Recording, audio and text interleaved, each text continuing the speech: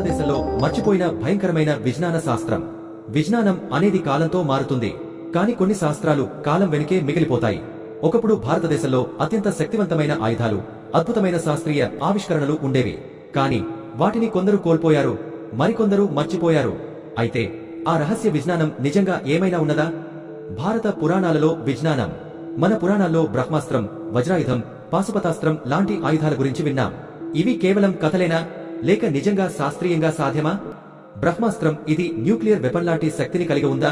వజ్రాయుధం ఇది ఏ మెటీరియల్ తో తయారు చేశారు? శబ్ద వెదనాస్త్రం శబ్దంతో నియంత్రించే ఆయుధం నిజంగా ఉన్నదా? భారత పురాతన మెడిసిన్, సర్జరీ మిస్టరీలు, ఆయుర్వేదం మరియు ప్రాచీన శస్త్రచికిత్సలు సంజయ్ గురించి విన్నారా? ప్రఖ్యాత సుశ్రుతుడు కంటి ఆపరేషన్లు, ప్లాస్టిక్ సర్జరీలు చేసినట్లు ఆధారాలు ఉన్నాయి. సుశ్రుత సంహిత మొట్టమొదటి శస్త్రచికిత్స గ్రంథం. పురాతన యోగ మెడిటేషన్ శక్తులు, మానసిక నియంత్రణకు శాస్త్రీయ ఆధారాలు, ఆధ్యాత్మిక శక్తుల వెనుక ఉన్న విజ్ఞానం. భారతదేశపు కోల్పోయిన టెక్నాలజీలు. ఓ దేవాలయం కనీసం 1000 సంవత్సరాల క్రితం నిర్మించబడింది, కాని దాని పైభాగం కాంతి వదులుతోంది. ఎలా? పురాతన భారతీయులు శక్తిని నిల్వ చేసే టెక్నాలజీ గురించి ముందుగానే తెలుసా? కోనార్క్ సన్ టెంపుల్ ఇది సౌర శక్తిని ఎలా వాడేది? తంజావూరు బృహదీశ్వర దేవాలయం 80 టన్నుల శిల్పాన్ని ఎత్తి ఎలా అమర్చారు? ప్రాచీన లోహశాస్త్రం, ఇనుము తుప్పు పట్టకుండా ఉండే రహస్య సూత్రాలు. మన పురాతన విజ్ఞాన శాస్త్రం ఎలా మాయమైంది? ఎందుకు ఇప్పుడు మనం ఆ రహస్యాలను కోల్పోయాం? విదేశీయుల చేతికి పడ్డ భారత విజ్ఞానం. నల్లదడాలు, దొంగిలించిన గ్రంథాలు. మన తరం మళ్లీ వాటిని ఎలా పొందాలి? భారతీయులుగా మనం గతాన్ని తెలుసుకోవాలి, ఎందుకంటే మన భవిష్యత్తు అదే ఆధారపడి ఉంటుంది. మన పురాతన విజ్ఞానం మళ్లీ వెలుగు చూడాలంటే మేము మీకోసమే ఈ వీడియోని తీసుకువచ్చాం. భారతదేశం అనగానే మనకు పురాతన నాగరికత, అద్భుతమైన సంస్కృతి, అపారమైన జ్ఞానం గుర్తుకు వస్తాయి. ప్రపంచంలోని అత్యంత పురాతనమైన ధార్మిక గ్రంథాలు, ఆధ్యాత్మిక విజ్ఞానం మన వేదాల్లో, పురాణాల్లో దాగి ఉన్నాయి. కాని అసలు ప్రశ్న ఏమిటంటే, ఆ ప్రాచీన గ్రంథాలలో చెప్పబడిన శాస్త్ర విజ్ఞానం నిజమేనా? వేదాల్లో పేర్కొన్న ఆయుధాలు, శక్తిపుంజాలు, బ్రహ్మాండాన్ని మార్చగలిగే శక్తులు నిజంగా ఉండేవా? ఆ ఆయుధాలు శాస్త్రీయంగా ఎలా పనిచేసేవి? కాలానుగుణంగా మనం ఈ విజ్ఞానాన్ని ఎలా కోల్పోయామో అన్వేషించబోతున్నాం. అందులో మొదటిది, వేద విజ్ఞానం నిజమా, ఊహనా? వేదాలు కేవలం మతపరమైన గ్రంథాలు మాత్రమే కాదు. ఇవి ఖచ్చితమైన గణిత, భౌతిక శాస్త్ర, జ్యోతిష్య శాస్త్ర, వైద్యశాస్త్ర, యాంత్రిక శాస్త్రాల సమాహారం. మౌఖికంగా తరతరాలుగా వ్యాప్తి చెందిన ఈ గ్రంథాలలో మానవజాతికి అవసరమైన అన్ని రకాల విజ్ఞానం దాగి ఉంది. వేదాలలో శాస్త్ర విజ్ఞానం. వేదాలలో పేర్కొన్న కొన్ని ముఖ్యమైన శాస్త్రీయ అంశాలు ఉన్నాయి. ఇందులో మొదటిది అనువాదం, ఆటోమిక్ సైన్స్. కనిష్ట పదార్థ రూపమైన పరమాణువు గురించి వేదాల్లో ప్రస్తావన ఉంది. కణ్వ, కణాద మహర్షులు వాససిక సూటాస్ అనే గ్రంథంలో అణు సిద్ధాంతాన్ని వివరించారు. 2 గురుత్వాకర్షణ, గ్రావిటీ. భూమి తనను చుట్టూ ఉన్న వాటిని ఆకర్షిస్తుందని వేదాలలో ప్రస్తావన ఉంది. దీనిని న్యూటన్ కనుగొనడానికి ముందు 1000 సంవత్సరాలకే భారతీయులు తెలుసుకున్నారు.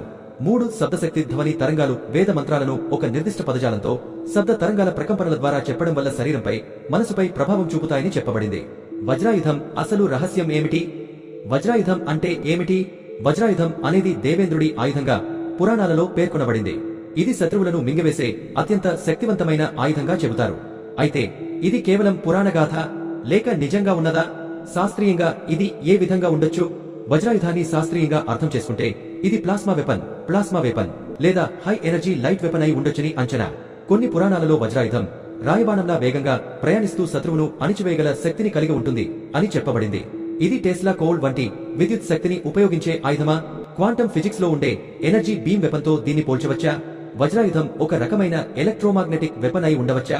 4 బ్రహ్మాస్త్రం న్యూక్లియర్ వెపన్లకు సమానం. బ్రహ్మాస్త్రం అంటే ఏమిటి? బ్రహ్మాస్త్రం, బ్రహ్మదండం లాంటి ఆయుధాలు పురాణాలలో ప్రస్తావించబడ్డాయి.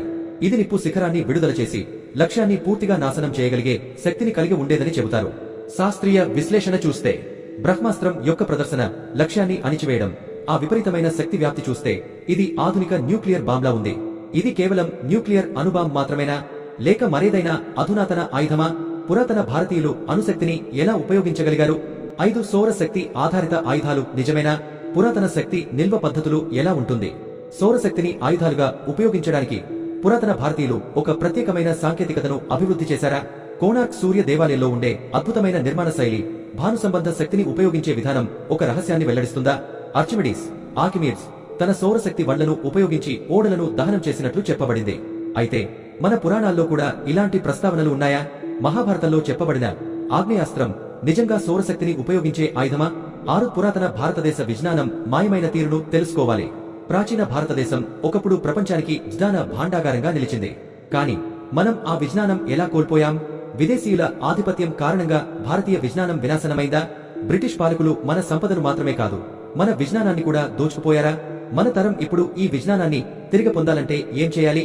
భారతదేశంలో మర్చిపోయిన భయంకరమైన విజ్ఞాన శాస్త్రం, పురాతన శాస్త్ర విజ్ఞానం నమ్మలేనంత అద్భుతం. ఏమిటంటే మన వేదాలు, పురాణాలు కేవలం మిథ్ కాదు, అవి మనం కోల్పోయిన విజ్ఞానం. శత్రువులను నాశనం చేసే బ్రహ్మాస్త్రం, విద్యుత్ ఉత్పత్తి చేసే వజ్రాయుధం, శబ్దంతో పనిచేసే ఆయుధాలు ఇవన్నీ నిజంగా ఉన్నాయా? భారతీయులు ఇలాంటి టెక్నాలజీని 5000 సంవత్సరాల క్రితమే అందిపుచ్చుకున్నారా? 7 నిగూఢ శబ్దశాస్త్రం, శబ్దంతో ఆకాశమే కదిలిపోయే శక్తి. ఓం మంత్రాన్ని శాస్త్రీయంగా అధ్యయనం చేయడం మొదలుపెట్టినప్పటి నుంచి శబ్దశక్తి కొత్త కోణంలో వెలుగులోకి వచ్చింది. శబ్ద తరంగాలు అధిక ఉత్సర్గంతో ఉపయోగిస్తే భవనాలు కూలిపోతాయి, ఓడలు మునిగిపోతాయి, రాళ్లు ఊడిపోతాయి. ప్రాచీన శబ్ద ఆయుధాలు, సోనిక్ వెపన్స్ నిజమేనా? రామాయణంలో హనుమంతుడు లంకను సందర్శించినప్పుడు తేరు ధ్వని వల్ల కొన్ని భవనాలు కూలిపోయినట్లు ప్రస్తావించబడింది. మహాభారతంలో శబ్దవేదనాస్త్రం గురించి చెప్పబడింది. ఇది శబ్ద తరంగాలను ఉపయోగించి శత్రువులను చిత్తు చేసే ఆయుధం. ప్రస్తుత సైన్స్ లో సోనిక్ కానన్స్ లేదా ఏఐఐటి లాంగ్ బెంచ్ ఆకుస్టిక్ డివైస్ అనే శబ్దాయుధాలు ఉన్నాయనే సంగతి తెలుసా? 8 శక్తిని నిల్వ చేసే భారతీయ రహస్యాలు, ఏన్సియంట్ ఇండియన్ ఎనర్జీ స్టోరేజ్ టెక్నాలజీ. ప్రాచీన భారతదేశంలో విద్యుత్ ఉత్పత్తి, నిల్వ, వినియోగం ఎప్పుడో జరిగిపోయింది. ఆధునిక బ్యాటరీల కంటే ముందే మన దేశంలో శక్తిని నిల్వ చేసే గుప్త నైపుణ్యం ఉందా? అగస్త్య మహర్షి బ్యాటరీ 2000 సంవత్సరాల క్రితమే విద్యుత్. అగస్త్య మహర్షి రాసిన గ్రంథాలలో ఒక రహస్య ప్రయోగం ఉంది. దీనిని పరిశీలిస్తే ఇది బ్యాటరీగా ఉపయోగపడొచ్చని పరిశోధకులు చెబుతున్నారు. 1938లో ఇరాక్లో బగ్దాద్ బాటయి కనుగొనబడింది. ఇది విద్యుత్ ఉత్పత్తి చేయగల సామర్థ్యాన్ని చూపించింది. అగస్త్య మహర్షి ప్రయోగం కూడా ఇదే తరహాలో ఉంటే భారతీయులు కర్వోల్టేజ్ బ్యాటరీలు 3000 సంవత్సరాల కిందటే కనిపెట్టారా? 9 కాలచక్రాన్ని అదుపులో పెట్టే గుట్టు టైం ట్రావెల్ ఉన్నదా? శ్రీకృష్ణ కాలాన్ని నియంత్రించగలిగారా? మన పురాణాల్లో టైం ట్రావెల్ ఆధారాలున్నాయా? మహాభారతంలో టైం డైలేషన్. మహాభారతంలో కృష్ణుడు అర్జునుడిని స్వర్గంలో తిప్పిన సందర్భం ఉంది. అర్జునుడు స్వర్గంలో కొంతకాలం గడిపిన తర్వాత భూమికి వచ్చినప్పుడు ఆయనకు సంవత్సరాలు గడిచిపోయినట్లు అనిపించింది. ఇది టైం డైలేషన్ అనే సిద్ధాంతానికి దగ్గరగా ఉందా? ఆధునిక సైన్స్ ఐన్స్టీన్ రాసిన సిద్ధాంతం థియరీ ఆఫ్ రిలేటివిటీ చెప్పేదేంటంటే గ్రహాల మధ్య గడిచే సమయం ఒక్కో ప్రాంతంలో ఒక్కోలా ఉంటుంది. ఇంతకు మహాభారత కాలంలోనే టైం ట్రావెల్ పద్ధతులు ఉండేవా? 10 మన జ్ఞానం ఎలా మాయమైంది? How India lost its knowledge. మన పురాతన విజ్ఞానం ఎక్కడికి పోయింది? విదేశీయులు మన గుహల నుండి, ఆలయాల నుండి రహస్య గ్రంథాలను దోచుకెళ్లారా? బ్రిటిష్లు ఎత్తుకుపోయిన భారతీయ విజ్ఞానం. బ్రిటిష్ పాలకులు భారతదేశాన్ని పాలించినప్పుడు వారికి ఇక్కడి జ్ఞానం ఎంత విలువైనదో తెలిసింది. 1890 నుంచి 1920 వరకు మధ్య వేలాది ఆయుర్వేద గ్రంథాలు బ్రిటిష్ లండన్ లైబ్రరీకి తరలించబడ్డాయి. టెస్లా, నికోలా టెస్లా కు ప్రేరణ ఇచ్చింది భారతీయ విద్యుత్ సిద్ధాంతమేనా? జర్మనీ దేశం మిలిటరీ టెక్నాలజీ కోసం భారతీయ రహస్య విజ్ఞానాన్ని వాడిందా? 11 భవిష్యత్తులో మనకు ఈ విజ్ఞానం పనికొస్తుందా? కాన్ వి విక్లెమ్ ఐ రోస్ట్ సైన్స్. మన పురాతన విజ్ఞానం మళ్లీ వెలుగులోకి రావాలంటే మనం ఏం చేయాలి? తరం తరం నాశనం అయిన ఈ విజ్ఞానం తిరిగి పొందడానికి మార్గముందా? మనం ఇప్పుడు చేయాల్సింది ప్రాచీన గ్రంథాలను గణిత, సైన్స్ కోణంలో విశ్లేషించాలి. ఆధునిక టెక్నాలజీతో పురాతన విజ్ఞానాన్ని మిళితం చేయాలి. మన పురాణాల్లోని శాస్త్రీయ నిజాలను సాంకేతిక పరిశోధనలోకి తేవాలి. ఇది మతపరమైన అంశం కాదని, శాస్త్రీయ రహస్యం అని అర్థం చేసుకోవాలి. భారతదేశం ఒకప్పుడు ప్రపంచానికి జ్ఞానం ఇచ్చిన దేశం. అదే దేశం ఇప్పుడు ఇతర దేశాల నుండి విజ్ఞానం నేర్చుకుంటోంది.